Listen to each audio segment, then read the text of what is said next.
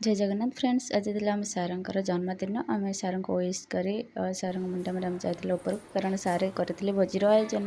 आम तो भोजी खाई भोजी होता भात डाली मिक्स करी खटा ता सहित पापड़ खीरी सालाड आम भोजी खाई खाई सारापर आम भी सार किसी सरप्राइज रखी जैकि आपण मैंने नेक्स्ट ब्लॉग रे देखिपारे।